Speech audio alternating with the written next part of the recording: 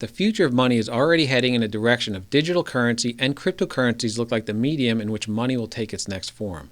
In today's show, we'll discuss what the official adoption of cryptocurrency means for you, your patients, and your practice. Stay with us.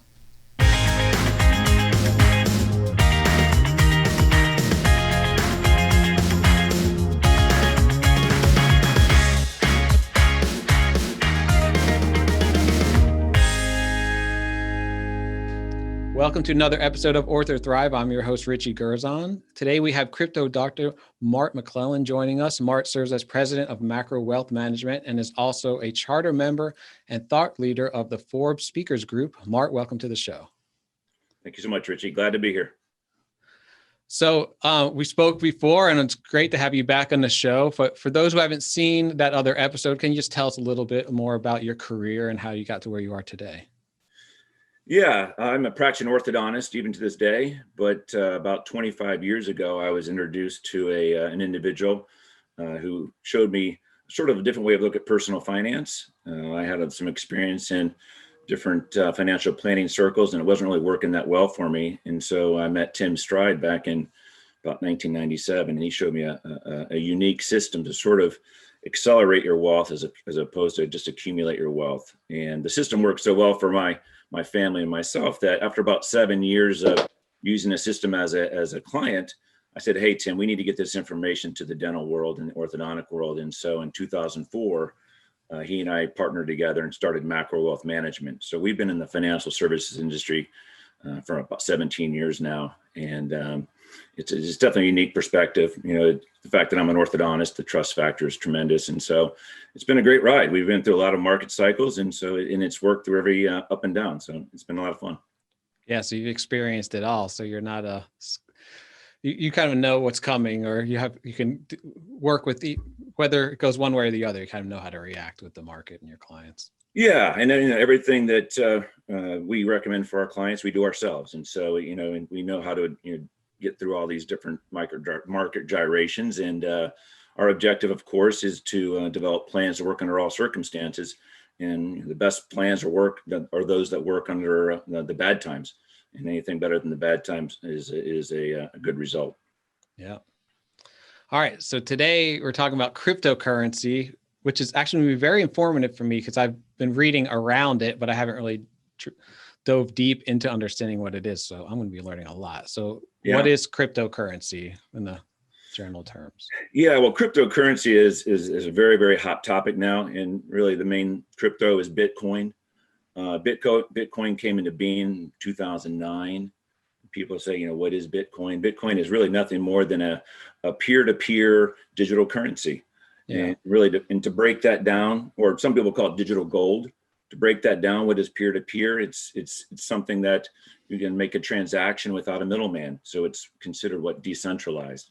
And so that's the big appeal, where you can sort of do things without, intervening banks and other type of financial systems out there. And then it's digital, and the whole digital space. And we do transactions today in digital, whether it's credit cards or wire transfers and things like that. So that's not unique, but it is all digital. So it's all done on the computer. It's not, it's not like a hard asset like gold, but it's run through the digital world. But it is a currency. And, when you look at currencies, people say, what is a currency? Currency is nothing more than is a store of value. Or is it a medium of exchange? And, can it be broken up into divisible units? And really, Bitcoin does fit all those things very, very well, even more so than, in my opinion, than gold. I mean, you can't devise gold into 8 decimal points, and you can't. You can put Bitcoin in your pocket, and so it's a wonderful mechanism for transfer of wealth and as well as currencies. And the nice thing about it is that the big appeal to me when I first was introduced to this 7 years ago, I've been doing cryptos since 2014, is that it's inflation proof. There's only a certain number of Bitcoin that will ever be made. There's actually 21 million that will be minted or mined through time.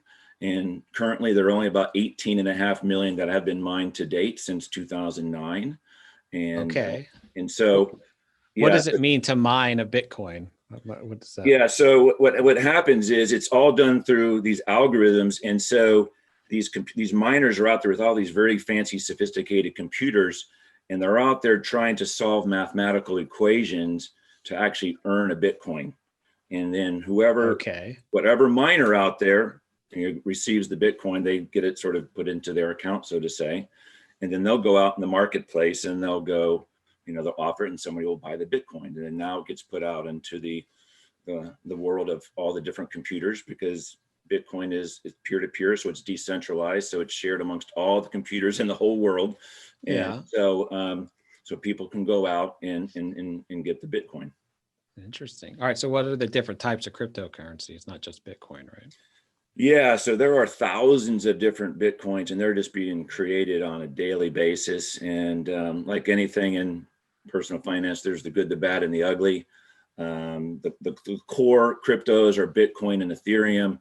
And but there's all these different places that Bitcoin not Bitcoin, but cryptos are coming into space, whether it's decentralized finance, which is huge, where people are able to invest in different type of banking institutions and transfer without paying all these high fees. There's these securities. One of the big things about cryptocurrencies is that you can sort of reclaim your identity, so to say. Whereas, back in the big data social media world, where you had LinkedIn and Facebook and Google Maps and all these places, they're following you everywhere. They know your every move, right? And so the blockchain or the cryptos enable you to sort of reclaim your data and sort of control that to a certain extent. There's actually a browser out there that I use called the Brave browser that you sort of control who can see you and where you go. And it's like Internet Explorer, Safari, and it's a very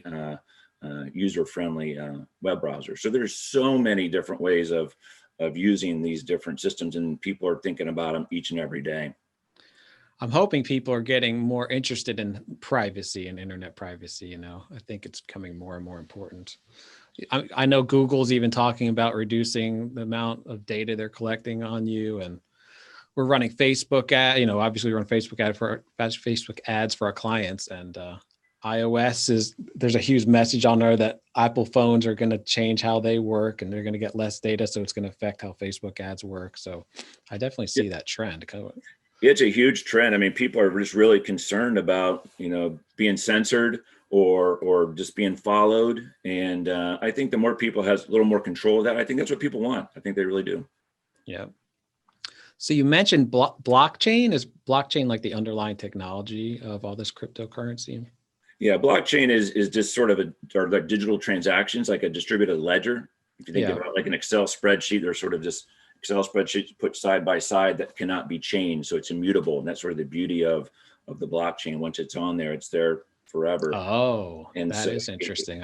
So it can't be changed. And Bitcoin was the first cryptocurrency that was built on the blockchain itself. And that's the underlying technology is it's just not Bitcoin. Bitcoin may not even be the future, although I think it's going to be a big part of the future. But the underlying technology of blockchain is what's being incorporated by all these different cryptocurrencies, and they're building all different types of blockchains for all different purposes. Yeah, I think I even read about the potential of it being used in like the voting system, just to get rid of a lot of the fraud. Yeah, and I sure hope by the next election or the presidential election in a couple of years that this is actually incorporated, because it's a perfect way to prove one's identity. Yeah, that makes sense. All right, so cryptocurrency is digital. That makes me wonder if it can be hacked. Like, to me, that's one of the biggest threats of anything digital, where you're putting any important information out there in the cloud. Yeah, 100%. When you get into sort of the investment space of Bitcoin, which we'll probably talk about here in a minute, but yes, it can certainly be hacked. Nice thing about Bitcoin, it has not been hacked. So that's good. Yeah. Yeah. The person who's developed Bitcoin is an anonymous person called Satoshi Nakamoto. That's interesting. Okay. Yeah, it is, right. But he's an unknown person. People sort of think who that is, but they don't know. And but the cryptography that he created has not been hacked. Now, some of the exchanges or the places where people will purchase or invest in Bitcoin and other places, of course, when there's lots of money, whether it's a bank or another financial institution, people want that money, and so hackers try to get into there. Yeah. And so there have been some places where they've been breached, and some people have lost some money. But for the most part, what my experience is that those places that have been compromised, they've made most of the investors whole, at least in this most recent hacks that I've seen. Yeah, well, that's good. I mean, better than a lot of banks have done for sure in the last 10 years or so. Well, you think about it, right? There's always been bank robbers. There's always been bank robbers. 100 years ago, there's bank robbers, and now there's digital bank robbers. Yeah, absolutely. That'll never change. Yeah, right. So what are some of the greatest benefits in general of cryptocurrency? Well, I do think the biggest benefit is that you are taking out the middleman. You're taking out a lot of the unnecessary costs. People don't realize when they're investing in the stock market or whatever product they're investing in, there's a lot of underlying fees, and there's a lot of different steps that people have to go through to sort of more or less pay for things. And so if you can cut out those issues, that's a big savings for the consumer. Another but a huge piece of the cryptocurrency from a global perspective is that a high percentage of the world is unbanked. They don't have a bank account. And so now with people having but a lot of people have cell phones, right? So now what we're finding is that all these people in Africa, South America, and these more impoverished areas, they can actually set up bank accounts on their phone and not have to go through a financial institution, and they can trade cryptocurrencies through their phone at a very, very reasonable cost, as opposed to, in olden days, people lived in America, they'd send it maybe to Europe or to Mexico. There's high wire fees to transfer money over there. Now they can transfer it through cryptocurrencies for just pennies on the dollar. And so now if you're thinking about the whole world system getting into a system where they can actually have a bank for themselves and not have to go through their governmental institutions, which is, controls the financial institutions, there's this huge benefits for those folks. Wow, that's very interesting. I never thought of a lot of people being unbanked. I have never heard of that term. Yeah. Living in a first world country, it seems crazy, but I guess hundreds of billions of people, hundreds of millions. Sorry, not billions. Yeah, still, that's incredible. I mean, it's a huge benefit to them. All right, so are there any big drawbacks to cryptocurrency? I don't really, my experience of using it, the drawbacks is the adoption, right? So the people's acceptance of something that is so new is difficult for people. But I think the biggest drawback, and I think it will change in the future, is that since people get involved with it, everything is under your personal control. So there are certain passcodes, there's seed phrases, there's all these intricacies of investing in cryptocurrencies that if you lose those seed phrases, or you lose a password, or you lose the ability to find some of those numbers, that money's gone forever. There's no customer service to say, hey, help me recover my money. Now that's kind of a drawback, right? People are like, I don't feel real comfortable with that, because when you invest in it, you're sort of your own personal custodian. And so people don't always feel, now there are ways around that, which we can talk about, but people don't always feel comfortable having that much responsibility with their money. And for sake of example, I mentioned earlier that there's 18.5 million Bitcoin that are out there in the marketplace now. Of that 18.5 million, there are 2 to 4 million Bitcoin that are lost forever, never to be recovered. Wow, really? Yeah, people lose their, as I said, they lose their passphrases, their seed phrases, their passwords, and they're gone. And they will never be recovered. So it can be a problem. I guess when you're cutting out the middlemen, you're kind of taking on certain responsibilities. So that's it. That's exactly right. Cost and benefit. Okay. That's it. So are they considered securities, cryptocurrencies? So that's a good question for many people. The SEC is trying to kind of regulate certain pieces of the puzzle. Are they securities? Are they not securities? Some are securities, some are not. So the answer is yes and no. But it's still kind of being figured out. And so of course, the government and the SEC, they want to figure these out because that means potentially more tax dollars for them. So believe me, they will figure it out in some capacity, but not all are considered securities. Okay. So if anyone can invent one, right? They can just create a cryptocurrency. Yeah. So how, the tough thing for me is I tie, though it's not right now, it used to be money tied to. You can make a Richie coin. Yeah. Oh, that'll be very popular. It has the right name in it. That's right. That's right. You know, not that money's tied to gold now, but I think of it like that. Like the money that I have is tied to some sort of physical asset in the world. So how is cryptocurrency worth anything? What creates the value? Yeah, so that's a big question. So the the U.S. dollar used to be tied to the gold back in the early part of this century. In 1971, it was taken off the gold standard. So from that point moving forward, really the dollar's only worth what the government says it's worth. It's sort of the good faith and credit of the U.S. government. So now the dollar just comes out of thin air, and so we look at we look at Bitcoin, and people say, well, there's no value there either. But when you look at it, it's only worth what people are willing to put forward towards it. And the value is that all these computers, all these people are fully engaged in what Bitcoin has to offer. And now they've obviously gained a lot of traction. And the reasons why Bitcoin has gone from pennies to almost $60,000 now is that people are starting to derive the value in that. So therein lies the benefits for the people who get involved. And now we're starting to see people say, well, there's really not much behind that. And that may have been certainly more of a discussion years ago when Bitcoin went from about 5,000 to 20,000 in 2018, 2017, 2018.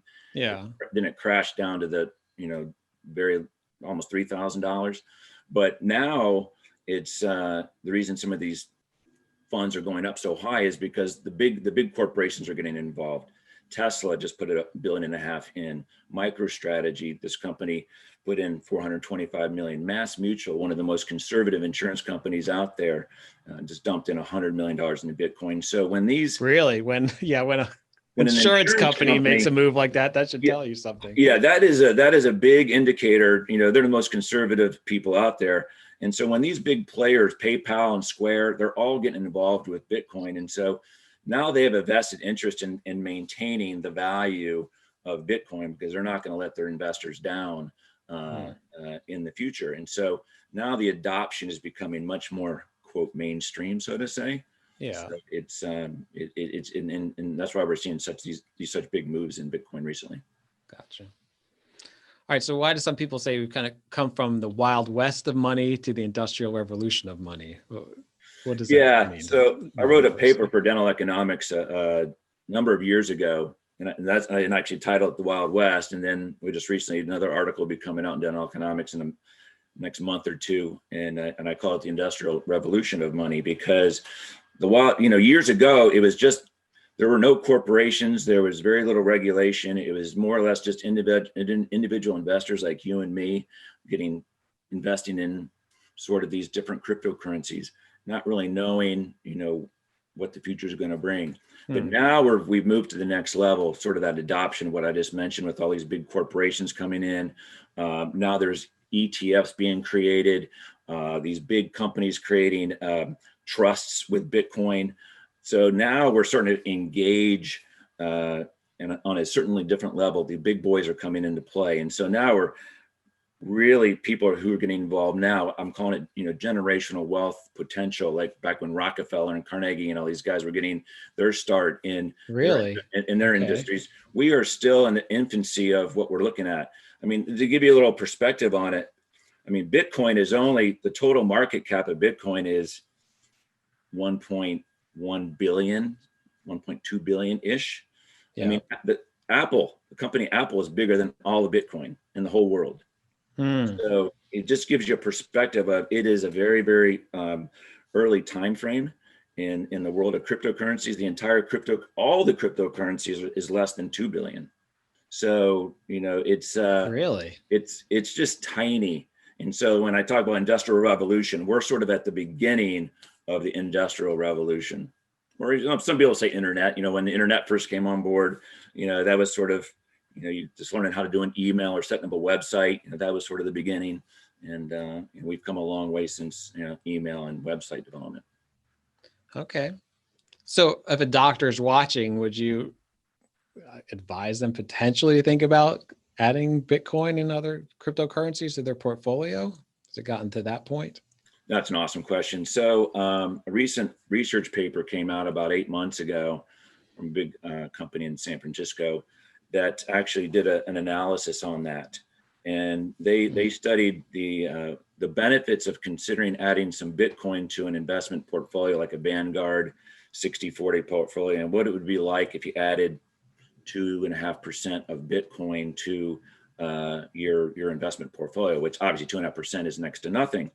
But what it found is that just by adding that little bit of Bitcoin to your portfolio, it almost doubled your rate of return.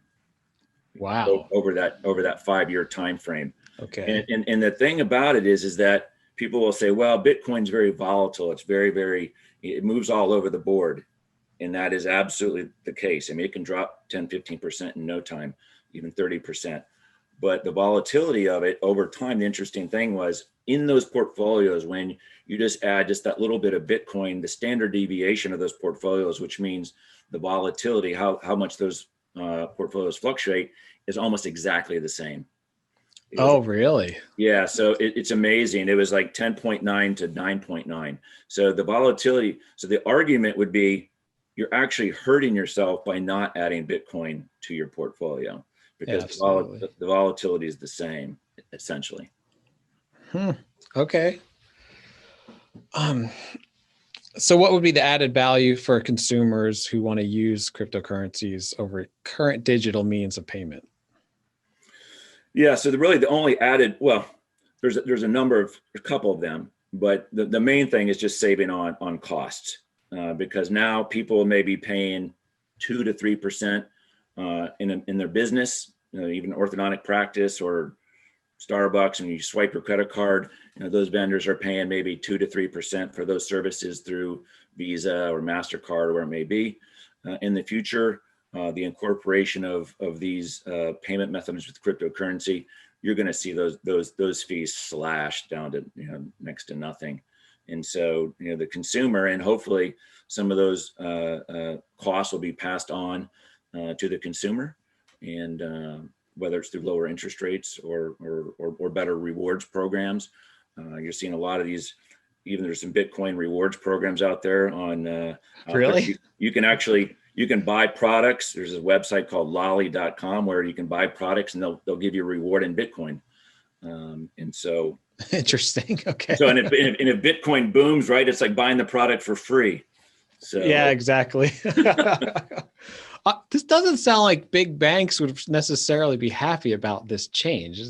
How are they adapting to all of this? Yeah. So of course they're not going to be terribly happy about it. But of course, when they're seeing a lot of money moving into this space, which it is, the financial institutions and the banks and the insurance companies, they want a piece of that action. Yes. And so, okay. And so they're developing their own ETFs, their own financial products, so where they can derive their fees from it. So they're not letting it go by the wayside. They're getting fully engaged. Morgan Stanley is just looking to buy an exchange, I think, in Korea. And so the big boys are coming into the space, but they were always somewhat restricted by the regulations, the SEC and other things about their ability, because, to our question earlier, is it a security, is it not a security or not? So, yeah. All right. So how do you invest in Bitcoin if you want to? Yeah, the simplest way to do it is to set up called a Coinbase account. There's another account called Gemini or Kraken. There's a number of them. And what you do is you set up your own bank account, your neighborhood bank account, and you link it up to one of these exchanges. Okay. And then they more or less just wire the money from your bank into one of these exchanges. And then when you get onto the exchange, in order to get into these exchanges, you have to do some know your customer type of things, where you may have to give your driver's license or a utility bill, because identity, they don't want nefarious people sort of being engaged on these exchanges. So they want to know who you are. And then once that money flows into these exchanges, then you have the ability to purchase a number of different cryptocurrencies. Number one being Bitcoin, Ethereum, and many, many others. But those exchanges are called fiat to crypto exchanges. Okay. They don't have as many opportunities to invest in the entire crypto universe, because as I mentioned before, there's thousands of different cryptos of many different flavors. And so if you want to get more engaged in some of those investments, then there's other exchanges called crypto to crypto exchanges, where you have to transfer your money from the Coinbase account to another account, such as KuCoin or Bittrex. There's a number of them, Binance US. And so then you can move your money over there. And then once you move your money over there, then you can it's like a trading platform, like an Ameritrade trading platform, where you do it there. But as I mentioned before, some of the concerns are when you're moving all these money, you have to make sure that all the numbers are moved in proper, copied and pasted and moved over properly, because the onus is on you if you don't do it correctly. So that's interesting. Therein lies the concern. And then the next level is that once you own these cryptocurrencies on Coinbase or these other exchanges, you don't want to keep them there for the question you asked before. There are hackers out there, and they want access any way they can into these exchanges, and those exchanges are susceptible to that. And so the way to get around that, there are two different types of wallets that you can put your coins in, or your tokens in. It's called a hot wallet or a cold wallet. A hot wallet is nothing more than a wallet on your computer, your personal computer. And so you'll set up an account on a place such as Exodus. That's an excellent hot wallet. Yeah.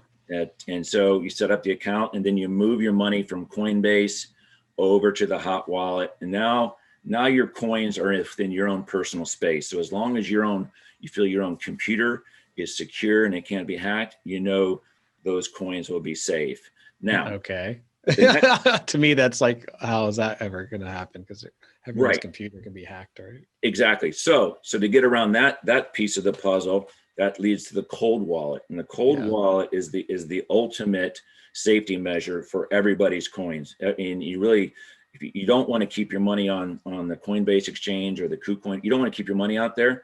So you connect your computer like a USB to a little mechanism called a ledger wallet or a Trezor wallet. Sure. It plugs into your computer, and then you just transfer your coins from the exchange into that little USB.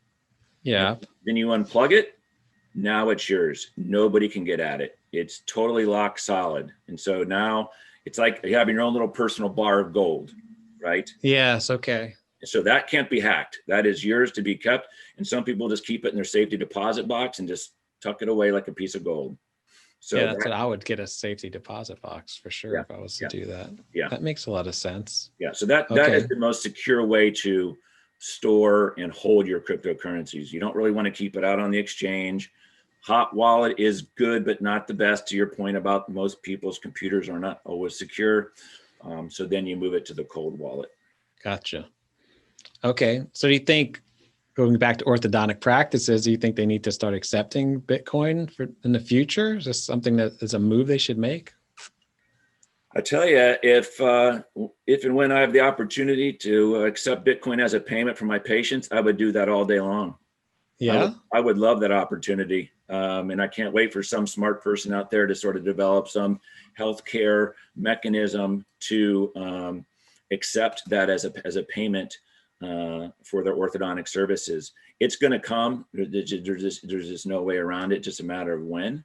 And so, to my point on the credit card, we all orthodontists, pay some pretty significant credit card fees. To the tune of tens of thousands of dollars a year. For sure. If you can cut that cost down to thousands of dollars a year instead of tens of thousands of dollars, I think people will be all over that. Oh, wow. Okay. Well, speaking of this crypto digital currencies, our parent agency, Unimedia, we just had a chance to work with the artist. Hopefully I pronounced his name right. Beeple, AKA Mike Winkelmann. Yeah. He just sold his digital works at auction through Christie's, which is conservative, I think, for over $69 million. Then just this morning, we read about an architect who sold a rendered 3D house for $500,000. It was an NFT. So yeah. What is NFT versus Bitcoin? How are they similar? How are they different? What's going on there? So the NFT space, which NFT stands for non-fungible token. Yeah. It's probably the hottest, maybe 6 to 8 months ago, the hottest market was DeFi, decentralized finance. Now it's sort of moved to this whole NFT thing.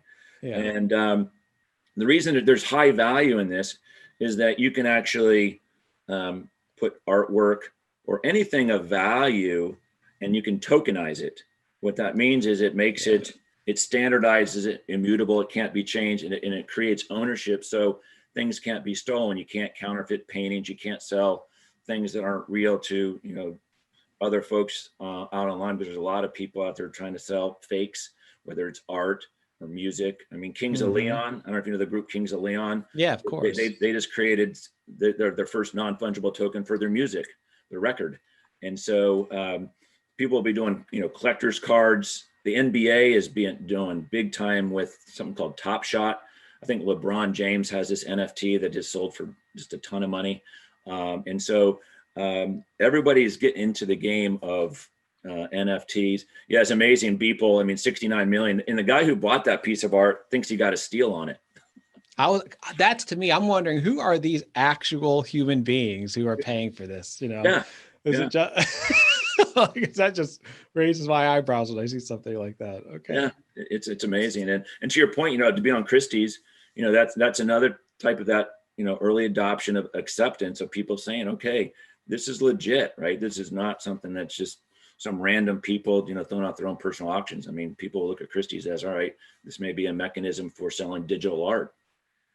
So when someone purchases an NFT, are they purchasing it with traditional currency, with digital currency? It doesn't matter. How does that work? Normally it's just with digital currency. Yeah. They'll use like Ethereum or something to buy it. Mm-hmm. And you could just transfer that into regular dollars if you want, right? Yeah. It's always possible. Yeah. Yeah. Okay. I think I also read that you can profit on the second and third and fourth sale of the artwork. Is that something that happens? Yeah. So that's actually kind of a cool thing. All these things are more or less nothing more than software. And so some of these NFTs that have been developed for the artist, they sell the artist on the first move. Well, how it gets embedded into the software is that depending upon which NFT it is, that if they sell it to another buyer down the road, well, the artist, which is, the creator, of course, may get maybe 5 or 10% of each sale. Yeah. And so that is really awesome because this is like the royalty model for. Exactly. It's just like the royalty model. And so many times the musicians and the artists always feel like they're getting kind of screwed out of things from the big players. And by, this mechanism really enables them to earn the fruits of their labor and their talent. So the NFT is new, or is it just something we're now hearing about? They've been around for a while. Years ago, there's one with on video games. So you still can actually out there, where you can buy the sword, or you can buy machine guns and things that you can actually tokenize those things. Oh, okay. You can sell them on video games. And so that's a pretty big market. And that's gained a lot of traction recently, but that's been around for a number of years. It's just now recently it's become sort of the next talking point of cryptocurrencies.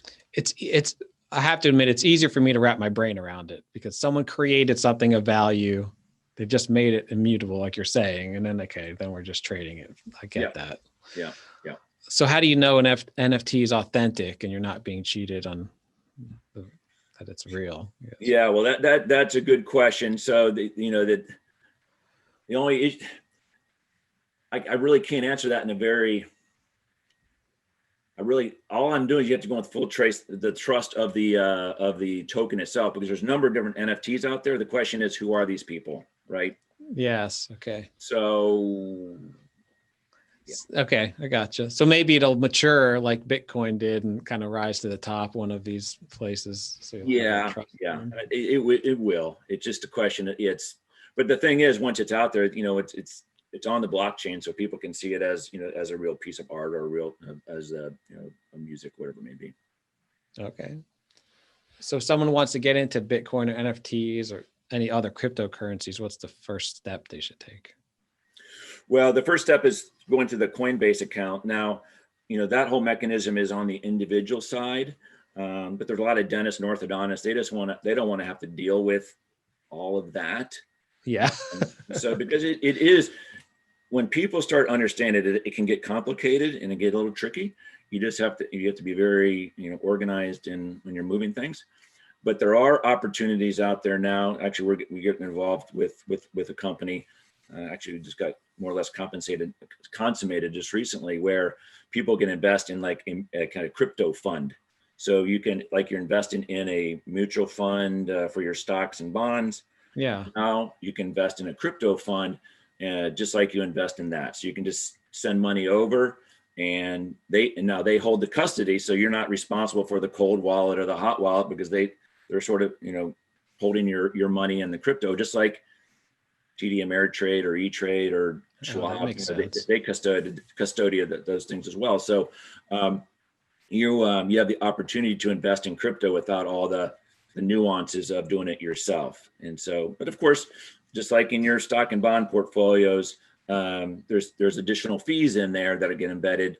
But when you're looking at some of the rates of return that these assets have provided, you don't mind paying some of those fees when it's delivering these tremendous numbers. I mean, over the last 10 years, Bitcoin has been 8 of the last 10 years, Bitcoin has been the number one asset of all assets. Really? I have never heard of that. That's very interesting. Yeah, it's tremendous where it's come from. So if a doctor wants to get started, can they contact you to help them? Is that something you do in your services?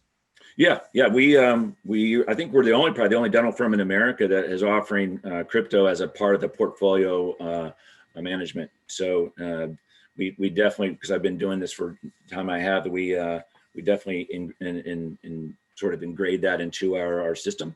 And that's just a piece. That's one of the many pieces of the model that we shared with you 8 or 9 months ago in the first podcast. Yeah.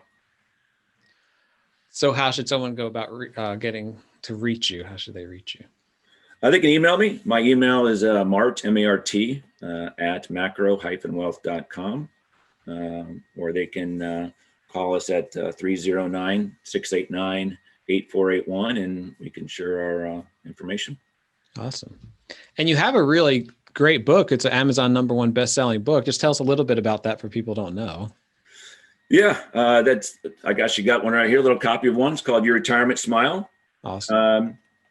And the premise of it is that what people don't realize, and from a financial planning perspective, is that dentists in America today, when they get to retirement, they will take between a 40 and 60% pay cut based on traditional financial strategies.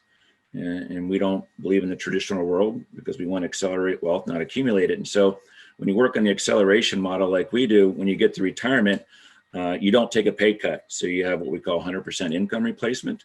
Yeah. And the objective is when you have a full income, and that is as guaranteed as you want it to be, you can live you can spend and enjoy your money to its fullest extent. We all say you don't work all your life to put your money underneath the mattress. You work all your life to spend and enjoy it, spoil grandkids, take vacations, and absolutely, in the end, give to charity. We have a great charitable strategy that our clients love. Yeah. Thanks again for sending us copies. We really enjoyed it, learned a ton. Oh, you're very welcome. So is there anything else you want to cover before we wrap up? No, I really think we touched a lot of bases there. I really enjoyed it. And I really like the opportunity to share crypto with people. It's such a new investment opportunity for folks. And the more they educate themselves about it, certainly the better off they're going to be. Yeah, I definitely feel a little more confident into investigating it now, because I was definitely completely confused on how it all worked. I really appreciate it. Yeah, it's definitely it can be a confusing topic, and but it's just like anything. I imagine back in the day, people thought emails and websites were confusing too. That's so true. That's true. This email thing, I think I read somewhere that like IBM just thought, there would never be a desktop in someone's house. They just thought that was a right kind of fad. Right. That's just the nature of transformational technology, right? It just takes some time to embed it into our blood and our lifestyle. And so it's coming. And as I mentioned, it's very early in the game on Bitcoin and cryptocurrencies. Awesome. All right, Mart, thanks for your time. Learned a lot, and looking forward to talking again. Appreciate it, Richie. Have a great day. All right, take care. I really want to thank Mart for being on the show today. I have to admit, I really didn't understand what cryptocurrency was before the show, and he did a great job of explaining it and what it could mean for all of us in the future. If you want to be a guest on the show, you have an idea for an episode, just go to orthothrive.com. If you want to get in contact with me directly, just go to richard@orthosalesengine.com. Keep grinding, keep thriving, and I'll see you next time.